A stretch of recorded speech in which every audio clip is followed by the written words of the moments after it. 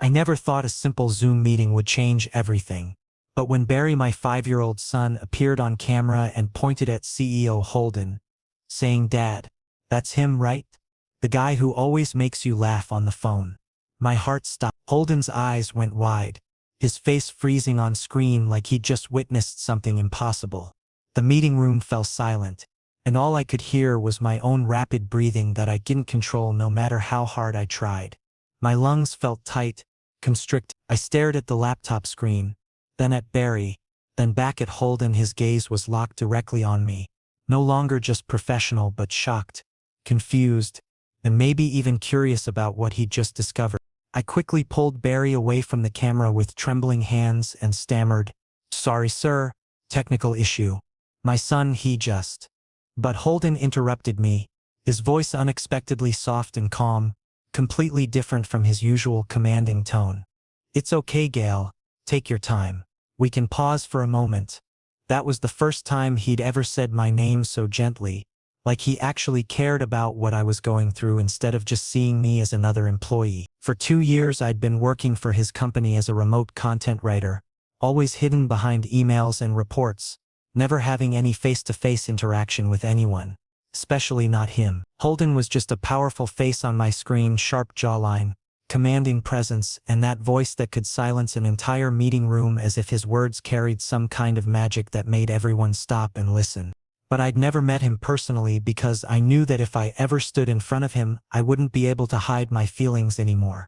And now he'd seen my son, Barry, who looked exactly like me, same brown eyes, same messy hair that never stayed in place, same nervous smile whenever he met strangers. But Barry's mother? She'd left us when he was only 6 months old, leaving behind a handwritten note that simply said, "I'm not ready.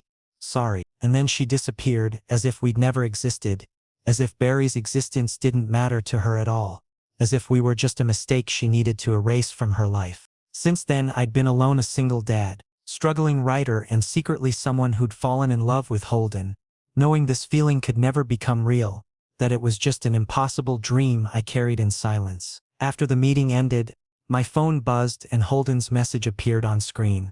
"Gael, are you free tomorrow? I'd like to meet you. In person. Let's talk about something important." My chest tightened, as if someone had squeezed my heart in their fist. This wasn't just about work. It was something else. Something personal that I wasn't prepared for. And I knew that tomorrow's meeting would make controlling my hidden feelings incredibly difficult, maybe even impossible to manage. I sat there staring at the message for what felt like hours, my thumb hovering over the keyboard. What could he possibly want to discuss?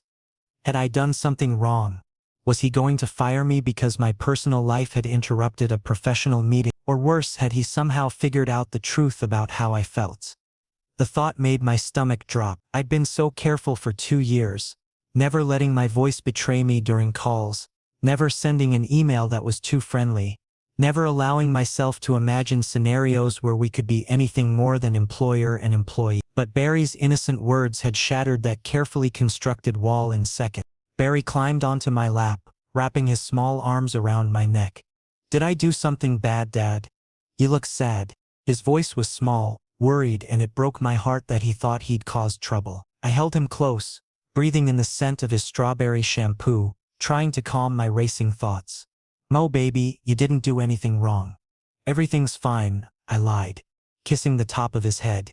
But everything wasn't fine. Everything was about to change, and I had no idea whether it would be for better or worse. That night, after putting Barry to bed, I sat in the dark living room with just the glow of my phone screen illuminating my face. I typed and deleted at least 15 different responses to Holden's message. "Sure, what time works for you?" "Too casual." "Yes, sir. I'll make myself available." "Too formal." "Is everything all right?" "Too paranoid." Finally, I settled on something simple. "Tomorrow works. Just let me know when and where." I hit send before I could overthink it anymore, then immediately regretted not saying something different. His response came within minutes, which surprised me since it was nearly midnight. "How about your place? 10 a.m.? I think we should talk somewhere private." "My place? He wanted to come to my tiny cramped apartment. The idea seemed absurd, this powerful CEO in my modest living space with its second-hand furniture and toys scattered across the floor. But I agreed anyway, because what choice did I have? I couldn't exactly invite him to a coffee shop with Barry in tow, and I definitely couldn't afford a babysitter on such short notice. I spent the rest of the night cleaning frantically, trying to make the apartment look presentable. I picked up Barry's toys, wiped down surfaces, organized the small bookshelf that doubled as my workspace. But no matter what I did, the place still looked like what it was, the home of a struggling single parent barely making ends meet.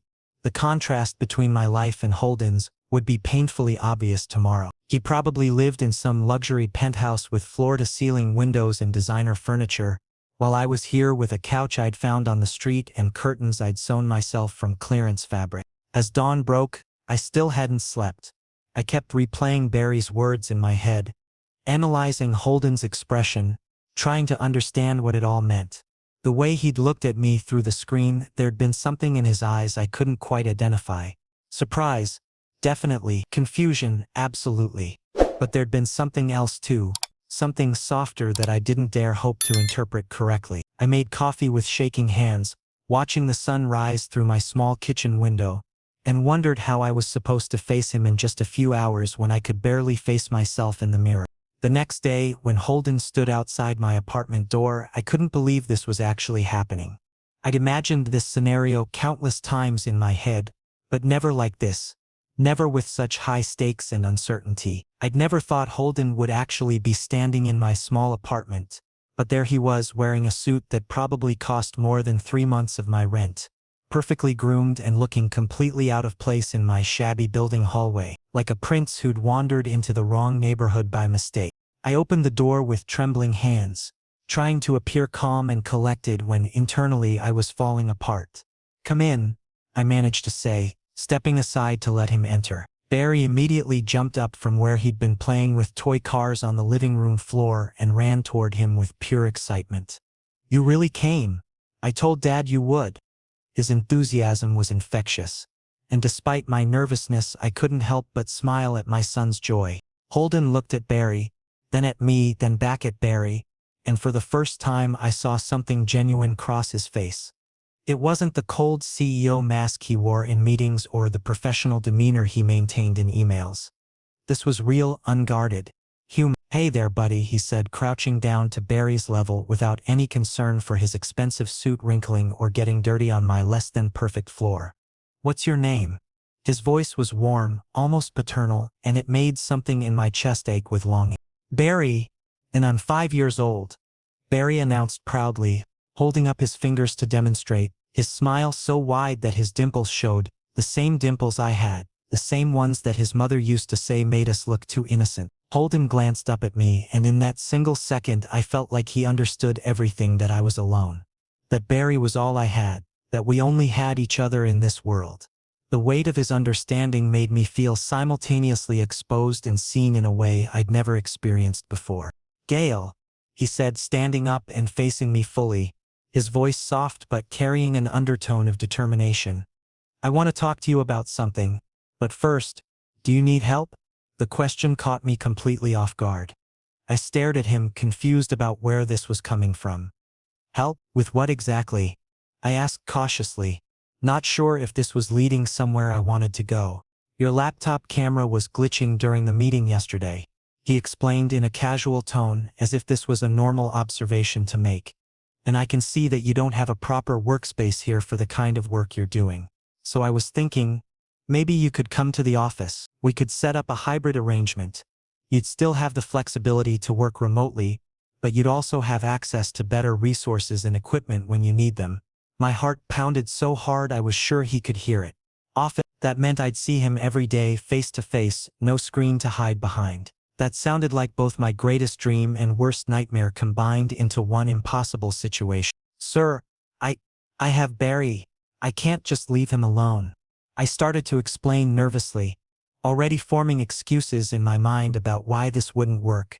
"Then bring him too," Holden cut me off, his tone matter-of-fact, like he'd already thought this through. "We have a daycare facility in the office building. Barry would be safe there with certified staff. You wouldn't have to worry about him, and you could even have lunch together every day if you wanted. The offer was so generous that it made me suspicious because people didn't just do things like this without reason. But when I looked into his eyes, searching for hidden motives or ulterior purposes, I found none, just genuine concern that didn't seem fake or calculated. "Why?" I whispered, the word barely audible even in the quiet apartment. "Why are you doing this for me?" Holden hesitated for just a moment, and I watched him take a deep breath before answering. "Because I know how hard it is to be alone, Gael, and you need support that you're not getting right now. Everyone deserves that." But his eyes held something more. Something he wasn't saying, something I recognized because I felt it too whenever I looked at him during video calls when I thought my camera was off. Maybe he was lonely too, despite his success and power. Maybe he was also searching for something he hadn't found yet. And in that moment, my heart started racing again, because I realized I was going to see him regularly now, and these feelings that I'd been carefully containing would only grow stronger and harder to control. I finally said yes because it was the right thing for Barry's future and for my career. But deep inside, I knew I couldn't protect my heart from Holden anymore. And that terrified me more than anything. After Holden left, I sat on my couch for a long time, just processing what had happened. Barry crawled into my lap, sensing my troubled mood. "Do you like him, Dad?" he asked innocently, playing with the collar of my shirt. The question made me freeze. Could my 5-year-old son see right through me that easily? "What makes you ask that, sweetheart?" I deflected, not ready to answer honestly.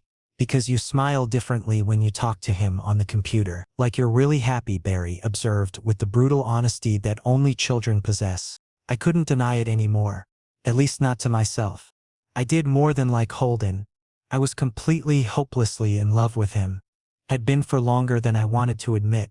And now I'd agreed to see him regularly, to work in the same building, to occupy the same space. It felt like I just signed up for the most beautiful torture imaginable. That night, I barely slept again, my mind racing with possibilities and fears, imagining scenarios that ranged from wonderful to devastating, unable to settle on which was more likely to come true. My first day at the office was absolutely surreal. Like stepping into a completely different world that I'd only observed from the outside. Barry was happy in the daycare, surrounded by toys and other children his age, and he'd given me a goodbye kiss before running off to join them without any hesitation. But me? I was sitting at my assigned desk, and every single time Holden walked past my workspace, my concentration shattered completely and the words on my screen became meaningless blur. His presence was so powerful that I could feel it even without looking up.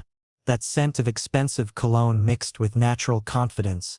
That aura that made everyone automatically fall silent, like some invisible force commanded their attention and respect. But today was different from video calls. Today he kept glancing at me and I noticed every single one of those looks. They weren't professional glances. They were personal. Like he was studying me, trying to understand something about me that he couldn't figure out, trying to solve a puzzle that I represented. And me, I was just pretending to concentrate on my screen, while internally my heart was pounding so violently it was almost painful, like it might actually break through my rib cage from the sheer force of its beating. During lunch break, I went to pick up Barry from daycare. But when I returned to my desk, Holden was standing there waiting, holding 2 coffee cups, one clearly meant for me. "For you," he said, extending one cup toward me with a small smile. "You think you can hide that you're exhausted, but your eyes tell the whole story. You have dark circles that weren't there yesterday." I hesitantly took the cup, my fingers slightly brushing against his in the exchange, and thanked him quietly, though his proximity was making me incredibly nervous and self-conscious. He was so close that I could hear his breathing, or maybe that was my own heartbeat thundering in my ears, so loudly that I couldn't distinguish between sounds anymore. "Gael," he said slowly, his voice dropping to an almost intimate level that made my skin tingle. "Have you ever thought that you shouldn't be alone?" My hand froze with the cup halfway to my lips, steam warming my face as I processed his words. "What do you mean?" I stammered, feeling nervous as hell and completely unprepared for where this conversation might be heading. "I mean," he continued, his eyes locked intensely on mine without wavering, "that you should have someone who helps you with everything. Someone to take care of Barry when you're overwhelmed with work. someone to support you emotionally when things get hard. You shouldn't have to go through this journey alone. Gael.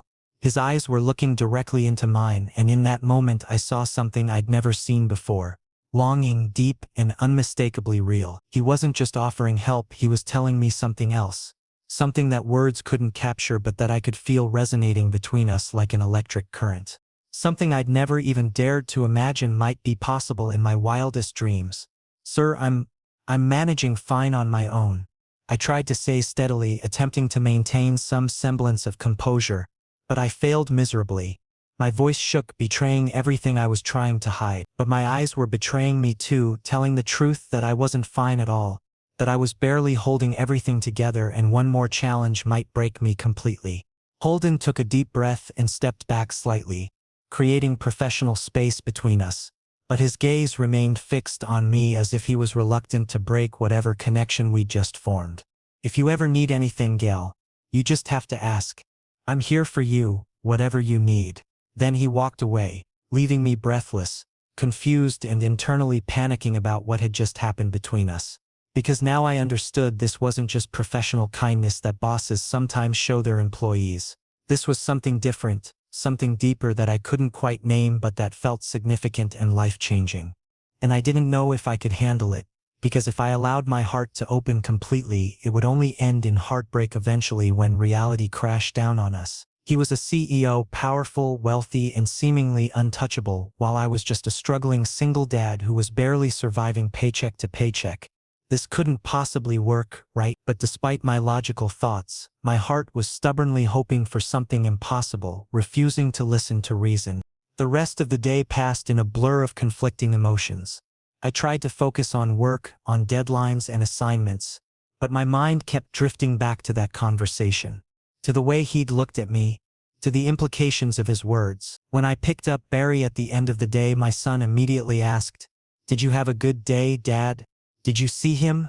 The knowing look in Barry's eyes made me realize that maybe I wasn't hiding my feelings as well as I thought I was.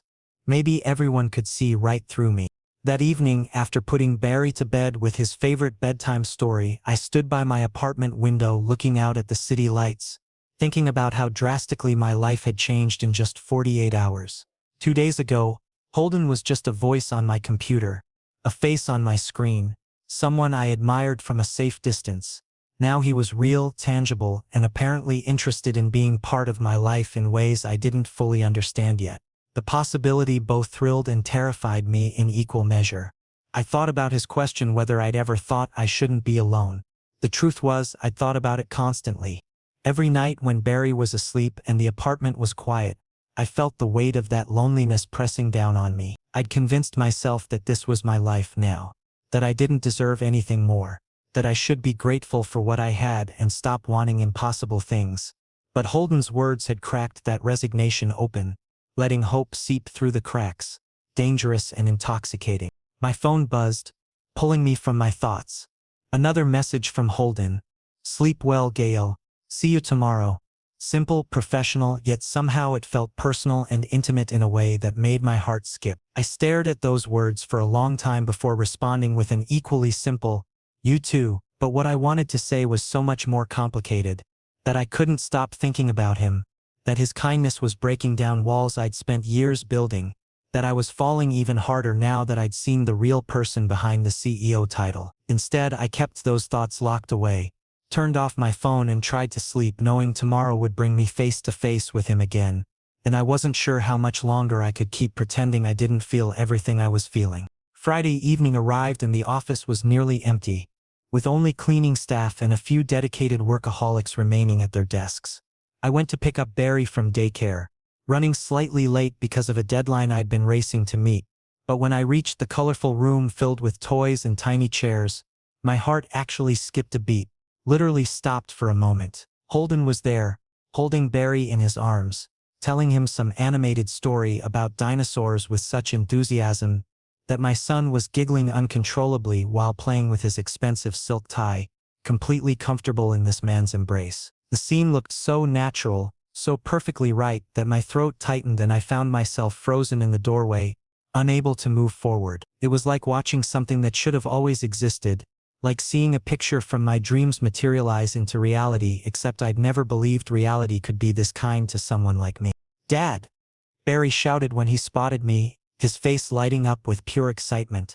He told me about the T-Rex, and he said we're all going out for ice cream together. I looked at Holden, feeling both surprised and confused because this wasn't typical CEO behavior at all. He carefully set Barry down on his feet and gave me a somewhat awkward smile that was unexpectedly endearing, making him seem more human and less like the untouchable executive I'd always known. "I hope this is all right with you." Barry asked me to stay and I couldn't refuse him, he explained, his voice carrying a hint of uncertainty as if he was worried he'd overstepped some boundary I'd established. "No, not at all," I said quickly, though my voice was shaking and I could feel emotions rising dangerously close to the surface where I wouldn't be able to contain them anymore. A short while later at the ice cream parlor, Barry sat between us at a small round table, enthusiastically devouring his chocolate cone, while talking non-stop about dinosaurs and superheroes, and everything his 5-year-old mind found fascinating. But Holden and I were mostly quiet, just exchanging sidelong glances whenever Barry was distracted, carrying on some kind of unspoken communication that felt more intimate than any conversation we'd ever had. Then Barry suddenly asked in his innocent voice, "Do you like my dad?" My breath caught in my throat, my chest constricting painfully. Holden started choking slightly on his coffee, coughing into his hand. "Barry," I said quickly, my face turning completely red with embarrassment at my son's blunt question. But Holden composed himself, then looked at Barry and spoke with surprising steadiness. "Yes, buddy. I like your dad very much. More than you probably understand." My heart began pounding like a drum in my chest, so loud I was certain everyone in the shop could hear it. Was he joking around? Was this just something he was saying to satisfy a child's curiosity? But when I looked into his eyes, the depth I saw there wasn't playful at all. It was serious, genuine, raw and vulnerable in a way I'd never seen him be before. Barry clapped his hands together joyfully and bounced in his seat with excitement. "Then you could be my other dad. At school, all the other kids have 2 parents. That innocent sentence shook my entire world, cracking the foundation of everything I thought I understood about my life and where it was heading. I looked at Holden, fully expecting him to feel uncomfortable, to deflect politely, to handle the situation with professional grace and extract himself from this awkward position. But he didn't do any of those things. Instead, he looked directly at me intensely, vulnerably, with complete openness and said softly, "If your dad would let me, I'd really want that." My hands started trembling and I nearly dropped my coffee cup on the table. This was actually happening. This was real. Holden, my secret crush, my boss, the person I thought I could never approach because of the vast difference in our circumstances, was telling me that he wanted to be part of my life and Barry's life permanently, not temporarily. And me, I just sat there completely frozen, unable to speak, falling apart emotionally on the inside while trying desperately to maintain composure on the outside. Because if I said yes in this moment, my heart would belong to him entirely and forever. And if he ever left in the future, for whatever reason, if this didn't work out, if he changed his mind, if reality proved too complicated, I would never recover from that loss, never be able to put myself back together again. But Barry's hopeful eyes were watching me expectantly, and Holden's sincere expression was melting away every defense I'd carefully constructed, and I knew right then that I couldn't hide my emotions anymore, couldn't pretend I didn't feel everything I was feeling. The walk back to my car was quiet, with Barry chattering between us while holding both our hands, completely oblivious to the tension crackling in the air. When we reached my vehicle, Holden leaned down to Barry's level and said, "I had a great time with you today, little man. Sleep well tonight, okay?"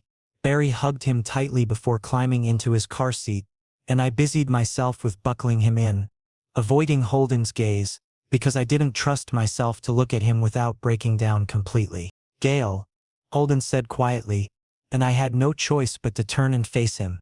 "I meant what I said in there. Every word. I know this is fast and probably overwhelming, but I need you to know that I'm serious about this. About you. About Barry. About all of it." His hand reached out and gently touched my arm, the warmth of his palm seeping through my jacket. "Take your time to think about it. I'm not going anywhere. I'll wait as long as you need." I nodded, not trusting my voice to work properly, and got into the driver's seat. As I pulled away from the parking lot, I glanced in the rearview mirror and saw Holden standing there, watching us leave, his hands in his pockets and an expression on his face that looked like longing mixed with hope. Barry was already half asleep in the back, a small smile on his face, completely content with how the evening had gone. And me, I was gripping the steering wheel so tightly my knuckles were white, trying to process the fact that everything I'd ever wanted was suddenly within reach, terrifyingly real and possible. The question was whether I was brave enough to actually reach out and take it, to risk my heart one more time after it had already been broken before. As I drove through the city streets toward our small apartment, I realized that maybe, just maybe, some risks were worth taking. Maybe this was my chance at the happiness I'd convinced myself I didn't deserve. Maybe Holden was exactly what he appeared to be, someone genuine who actually cared about us. And maybe it was time to stop running from the possibility of love and start running toward it instead. Even after returning home from the ice cream parlor, my heart refused to settle into any kind of normal rhythm. It was 11 at night, and Barry was sound asleep in his small bed, clutching his worn teddy bear peacefully, his breathing soft and even. I was lying on my own bed, but sleep felt impossibly far away, my phone in my hand as I stared at Holden's message that had appeared on my screen just minutes ago. "Gael, can we talk? May I call you? It's important." My heart was racing at a dangerous speed, hammering against my ribs. I knew that if I said yes, this conversation wouldn't be normal or casual. It would be life-changing, the kind of talk that shifts everything permanently. Still, perhaps foolishly, I typed back, "Yes, go ahead." Within literal seconds my phone rang and his name lit up the screen. I answered and heard his voice, lower than usual, carrying a vulnerability that was completely unlike his typical confident tone that commanded boardrooms and intimidated competitors. "Gael, I need to tell you something. And maybe it'll seem strange to you, maybe it's too fast, but I can't hold back anymore. I have to say this." I held my breath waiting in silence, my heart pounding so hard it hurt. "I'm listening," I whispered, barely audible, scared of what was coming but unable to stop it. "I'm in love with you," he said directly, with no hesitation, no games, no careful dancing around the truth. "From the moment you started coming to the office, from when I saw Barry and the unconditional love in your eyes when you looked at him, from when I noticed the pain you try so hard to hide from everyone, I've been falling in love with you, and I know this seems sudden. I know it probably sounds crazy, but I can't lie anymore. I don't want you thinking I'm just being kind because you're my employee. This is so much more than that." Tears filled my eyes automatically, spilling over without my permission. I wanted to speak, wanted to shout that I loved him too, that for 2 years I'd been surviving on the sound of his voice like an addict craving their next fix, that I obsessively checked for any glimpse of him during work hours, that I wanted him so badly it created a physical ache in my chest that never quite went away. But the words wouldn't come out of my mouth. Only a choked sob emerged, one I couldn't control or suppress. "Gael," his voice immediately filled with panic and concern. "What's wrong? Did I hurt you by saying that? I'm so sorry if I—" "No," I managed to say quickly, tears flowing freely down my cheeks now, hot and unstoppable. "You didn't hurt me. It's just, I love you too, Holden. So much. Like I'm losing my mind over it. But I'm terrified inside." There was a pause, and then he asked softly, "Terrified of what?" His voice was so gentle, so patient, waiting for me to explain whatever fears were holding me back from fully accepting what he was offering. "I'm scared this isn't real," I admitted, my voice breaking. "That I'll wake up and discover it was all a dream, and you'll disappear just like Barry's mother did without ever looking back. That I'm not enough for someone like you, that eventually you'll realize you made a mistake." Silence stretched between us for several long seconds, and then I heard him take a deep breath, as if he was gathering himself together to say something important. "Gael, I promise you I'm not going anywhere ever. I'm yours completely, I'm Barry's. Forever. This isn't something temporary that'll fade when things get difficult. I'm in this for the long term, for whatever comes, good or bad." And that night, we talked until dawn broke over the city, the sky gradually lightening from black to gray to pink. We shared small details about our lives, deep confessions about our pasts and fears, soft laughter when I told him stories about Barry's funny quirks, and occasional comfortable silences that felt more meaningful than any words we could have spoken. When the call finally ended, the sun was rising and spreading golden light across my bedroom walls, and my heart felt complete for the first time in 3 years. Whole in a way I'd forgotten was even possible. Because now I knew without any doubt, I wasn't alone in this world anymore. Holden was with me, committed and permanent. And maybe finally we could become the real family I'd always dreamed about, but never thought I'd actually have. The exhaustion hit me then, bone deep and overwhelming, but it was a good kind of tired. I felt lighter somehow, like I'd been carrying an enormous weight for years and had finally been allowed to set it down. I checked on Barry one more time, watching his peaceful sleeping face, and whispered, "Things are going to be different now, baby. Better. So much better." My phone buzzed one more time and I looked down to see Holden's final message: "Get some rest. Dream about us. About our future. Because it's going to be beautiful, I promise you that." I fell asleep with my phone still in my hand, a smile on my face despite the tears that had dried on my cheeks, feeling more hopeful about life than I had in years. The fear was still there, lurking in the background, whispering that this was too good to be true. But for the first time, hope was louder than fear. Love was stronger than doubt, and I was willing to take this leap, to trust someone with my heart again, to believe that maybe not everyone would leave like Barry's mother had. When I finally drifted off, I dreamed about the three of us, me, Holden, and Barry, in a home that actually felt like home, filled with laughter and warmth, and the kind of love that doesn't come with conditions or expiration dates. I dreamed about Sunday mornings and shared meals and bedtime stories told by two fathers instead of one. I dreamed about belonging somewhere to someone in a way that felt permanent and safe. And when I woke up a few hours later to Barry jumping on my bed demanding breakfast, I realized that those dreams didn't have to stay dreams. They could become reality. Holden had offered me that chance and I was going to take it. I was going to be brave enough to say yes to love, even though it scared me. Because the alternative, spending the rest of my life wondering what could have been, scared me even more. A month had passed since that confession call, and everything was different now. But in the best possible way, as if life had finally decided to be kind after years of struggle. Holden was officially my boyfriend, and he'd become so naturally attached to Barry that sometimes it felt like he'd always been part of our lives. Like he'd been there from the beginning instead of just a few weeks. On weekends he came to our apartment regularly, attempting to make breakfast with mixed results. Burnt toast was more common than perfectly cooked eggs, and taking Barry to the park to play football. People would watch us and smile knowingly, recognizing us as a family unit that belonged together. Today was Sunday morning and the three of us were at the park, with Barry playing on the swings and laughing loudly while Holden and I sat on a nearby bench, our hands intertwined comfortably, fingers laced together in a way that felt both natural and significant. "Gael," Holden said suddenly, his tone becoming serious in a way that immediately got my attention and made me alert. "I want you and Barry to live with me. Permanently. Move in together." My heart literally stopped beating for a second, frozen in my chest. "You mean, move in? With you?" I asked, needing to be absolutely sure I understood what he was suggesting. "Yes," he confirmed with a firm nod, his expression determined and certain. "To my penthouse. You and Barry need more space than what your small apartment can realistically provide. And I'm being selfish here. I want to see you every morning when I wake up. I want to fall asleep next to you every night. I want to start and end each day with you.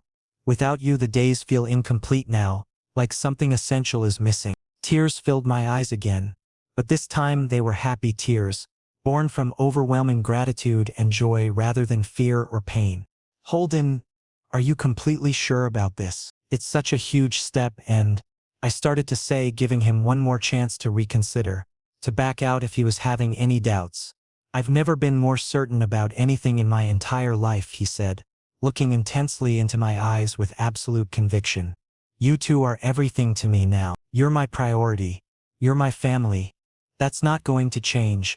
Just then, Barry came running over to us, excited and breathless, his cheeks flushed red from all the physical activity and play. "Dad!" "Hold it," he called out, then suddenly stopped in his tracks as if something important had just occurred to him. He looked at Holden carefully, then at me, then back at Holden again, like he was making some kind of significant internal decision. that required serious consideration. Holden, can I call you Daddy?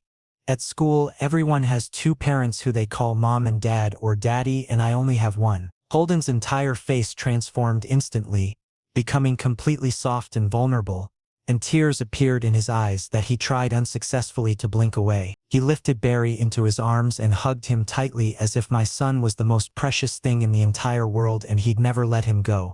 Yes, Barry, you can call me Daddy whenever you want. I'm your daddy now forever. I promise you that, he said, his voice thick with emotion, cracking slightly on the last words.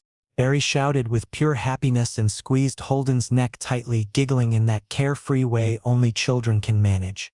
And I just sat there on that park bench, completely overwhelmed and grateful beyond any words I possessed, watching my two favorite people in the world together, creating this perfect moment that I wanted to freeze in time forever.